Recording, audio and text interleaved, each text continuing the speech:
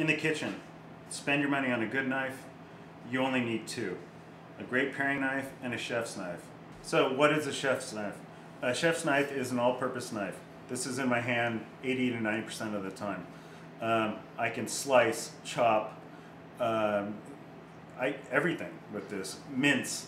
As you become more confident with a knife, this is the best knife to have in your hand. I would recommend for a first-time user an 8-inch chef knife, and then for the more experienced user a 270 millimeter or 10-inch chef knife. If I were to have one knife, it would be the chef's knife. The other one is a paring knife. It's your go-to knife as far as coring fruit, doing fine peeling, that type of thing. Do not skimp on this purchase. Many people do. You can buy one for $10, you can buy one for $200, but I would recommend spending somewhere in the middle, $100. Cleaver, my third knife.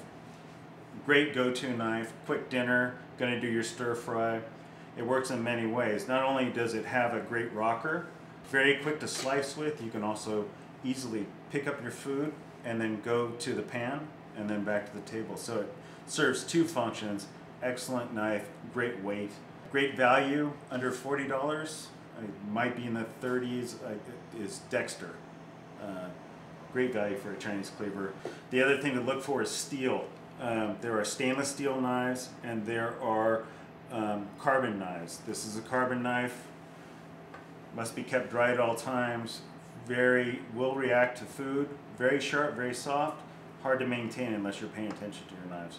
You're looking for the weight, you're looking for a full tang. This, even for being an older knife, has a full tang. You'll find in some of the older French knives, it's called a rat tail, so it would have just a line coming through it. I buy almost exclusively Japanese knives. This was a gift from a friend. This is Nenox, made by Nihoni. This is a great knife, very light. Difference in the construction from a Japanese to a classic European knife, as you'll see, this is very thin, very light, and very sharp. Now when you go to a German knife, this is an older German knife, but it's still, you can still see the example. They're still making the Wusthoffs and the Henkels today in the same manner. You're getting a bigger wedge. Now this makes the blade easier to maintain, but it also cuts a larger wedge through the food. So if you're doing delicate slicing, I recommend the Japanese thinner blade, either stamped or forged.